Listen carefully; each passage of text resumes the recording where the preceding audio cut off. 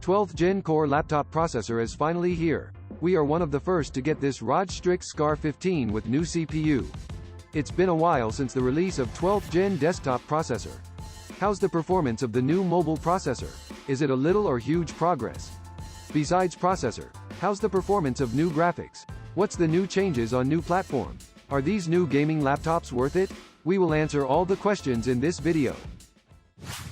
Strix Scar 15 has Intel 12th Gen Core processor, i9-12900H, Alder Lake H. Besides i9, we also have i7-12800H and i7-12700H editions. In this video, we'll compare this i9 with its last general. GPU is RTX 3070 laptop, GA 104 core, 150 watts. RAM finally upgraded to DDR5, 4800 MHz, CL40. During tests, we added another 16 gigs RAM for dual channel and making results meet expectation. We have a 2K 240Hz screen with IPS panel and 100% DCI-P3 nominal gamut. The price is higher than laptops with same specs. But for ROG, this is cheaper than last general. Well, I know you care the most about Intel new processor and NVIDIA new graphics performance. Then let's not guess and move on to the specs and performance. This i9-12900H is an Intel 12th Gen mobile product. 12th Gen mobile processor is similar to desktop released 2 months ago. The biggest difference is it uses hybrid design. However, first few CPU's specs have been adjusted. P-cores are reduced to 6 with hyper-threading and Golden Cove architecture. Single-core max turbo 5 GHz. Multi-core clock decreases 0.3 GHz by every 2 cores. 6 cores 4.3 GHz. There are 8 E-cores without hyper-threading, and with Gracemont architecture. Max clock 3.8 GHz. All-core 3.6 GHz. 12th Gen Mobile uses Intel 7 process. It's essentially 10 nanometers ESF. However, its architecture and core specs are changed. Performance improved a lot. New platform brings changes. Laptop supports DDR5 now. Clock increased to 4800 MHz. For this new processor, we have 4 concerns. How much is it faster? How's the performance per watt? Is it better at low power? How's P and E cores? To answer these questions, let's begin with benchmarks. Test environment is default Windows 11, with enhanced mode enabled. RAM is 216 gigs dual channel. As usual, we started with Cinebench R20. In single thread test, i9-12900H reached 704, nearly 100 higher than last general. This is also the first time mobile processor reached over 700. Although International Chess is an old test, we get same boost in single thread. i9-12900H scored 4213, 400 higher than i9-11980HK. Multi-core, i9-12900H scored 7490, nearly 50% boost than last general. From the benchmarks, Strix Scar 15 CPU kept above 120 watts. P-core at all-core turbo 4.3 GHz, E-core 3.3 GHz. I have to say this CPU is so powerful. P-core reached full all-core boost speed. It's unfair to review this processor with such powerful thermals. To better compare it with last gen, we not only kept the result on default, but also recorded the results at 90W, 65W and 45W. Compared to last gen, you can see the improvement of same power, so to avoid the effect of power increase, we can use XTU to control the power. On this i9-12900H, PL1 and PL2 are adjustable, turbo ratio and voltage are not. 4x turbo ratio bonus on last general seems not accessible on this general. If you want to overclock, better choose model with K. So we set i9-12900H at the 3 levels as mentioned, ran the tests again. You can see that even at 90W, i9-12900H reached 6652 on multiple threading. That's 40% boost than last gen's 4635 scores. Even power is limited at 45W. R20 multi-threaded performance is still higher than last general at 90W. This is awesome. cut the power in half, still reach the same multi-core performance. The new hybrid design and new microarchitecture play a huge part. The same goes for light load test. R15 12900H is similar to 11980HK. Seems Cinebench makes a good use of multi-core. Hybrid and multi-core design are big advantage in R20. 7-zip test, also a challenge to CPU. 12900H is better than 11980HK in this. Unzip is less impressive, but when power increased to 65 watts, it surpassed 11980HK. The same goes for X265 test. 12900H is similar to 11980HK. Performance improved a little after power boosted. To sum up, the hybrid design on this i9-12900H is successful. Single core, multi-core improved a lot, especially software that well optimized on multi-core, performance is much better. Second, i9-12900H's performance per watt has boosted at low power. At laptop's common power range like 45 watts. Then what about GPU? This Strix Scar 15 uses latest RTX 3070 Ti laptop. The biggest difference is VRAM. Desktop 3070 Ti uses GDDR6X VRAM. Power higher and hotter than GDDR6. So mobile 3070 Ti still uses GDDR6. CUDA increased to 5888, same as desktop. But due to dynamic boost power limit is increased, this GPU max power increased to 150 watts. Let's check its benchmark. In 3D Mark Time Spy, RTX 3070 Ti laptop scored 11,361. Only 200 higher than RTX 3070. Considering ROG Enhanced Mode has default 50 MHz OC, if you turn it off, the boost will be smaller. In DX11 FSE and superposition, RTX 3070 Ti has improvement over 3070 laptop. Benchmark doesn't change much. How about real performance? Let's test some games. For 3A games in 2K, Tomb Raider reached 101 FPS. Same for Metro Exodus. RTX 3070 Ti is more like 3070. As for Cyberpunk, Strix Scar 15 is as expected, higher than 3070, lower than 3080. Same goes for RDR2, Far Cry 6 and Forza Horizon 5. These three have higher FPS. In 1080p, GPU has lower pressure. The FPS boosted. Tomb Raider reached 143 FPS. Strix Scar 15 did better than model with old GPU in other games. The frame rate boost is because of better CPU.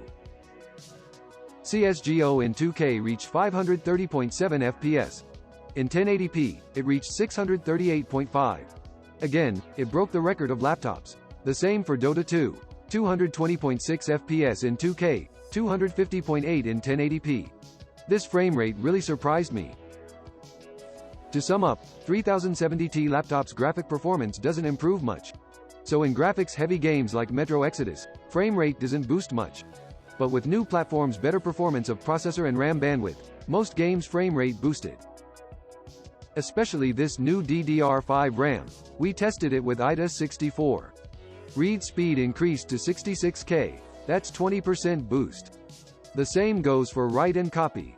Better bandwidth and CPU will improve gaming performance. But, the RAM latency on new platform is disappointing 89 nanoseconds. That's because RAM clock speed increased. RAM runs at 1 to 2 DRAM frequency, so the latency will be higher than in 1 to 1 frequency. High latency seems reasonable. Besides, it has 216 gigs RAM. More storage and longer seek time will affect latency. Anyway, with industry progress and production expand, DDR5 RAM's frequency will become higher. It has great potential. Well, after game tests, let's move on to content creation performance. In Adobe Photoshop benchmark, Strix Scar 15 scored 1216. Single-core performance improvement is useful in these software. Strix Scar 15 improved in A performance and scored 1829. Much better than last gen 3070. The same went for PR, nearly 1000. As far as this result, the improvement is kind of small. Normally, new IGP has upgraded specs, decoding performance should be better. This remains to be confirmed after later driver update. Then Industrial Software Spec View Perf 2020. New platforms results are better than old platforms. Looks like the upgrade brings considerable efficiency boost. Okay, that's all about performance. Let's go back to the laptop itself. Strix Scar 15 looks like its last general, but there are some designs that bother me. First is keyboard layout, 15.6 inches without numpad. Strix Scar 15 has the problem as well. Although this numpad can simulate number keys, it has no feedback, can't replace physical keys. Meanwhile, arrow keys became half height again. Full height works just fine on last general. Why did they change back? Besides, it changed from last gen's mechanical switch to traditional membrane. Presses are just okay. The laptop is thick, so key travel is very long. As for I/O, Strix Scar 15 has two USB-C. One supports Thunderbolt 4 and video output. The other supports PD charge and data transfer. There is also an HDMI 2.1, 2.3.0 USB-A, 2A2C combo should be enough for daily use, but I prefer 3A1C or even 3A2C. In this way you can use flash drive while using mouse and keyboard. At last, the industry is promoting 16:10 screen. Whether you like it or not, it surely slims bottom bezel. Every brand is narrowing their gaming laptop's bezel, but when it comes to this 16:9 Strix Scar 15, the bottom bezel is still wide. It just looks unpleasant. It used to have wide bottom bezel but it also had a camera. But now, no built-in camera and no free external camera. So stingy. But regardless of look, it has a great screen, which is from BIBA that we're familiar with. 2560 by 1440 resolution and 240 Hz high refresh rate, plus wide color gamut. Volume is 104.9% DCI-P3 and 148.1% sRGB. Coverage 98.2% P3, 99.5% sRGB. In DCI-P3 standard, average delta E 0.98, max 1.82. Accuracy is outstanding too. In response time, it had BTW 10.2 milliseconds, GTG 14.5 ms. Enough for most gamers. You can also enable OD for extreme response time. But current technology is limited. Ghosting happens because of overshoot sometimes. You can set it according to your preference. Although it has no color management, this screen's overall good. The only disappointment is brightness.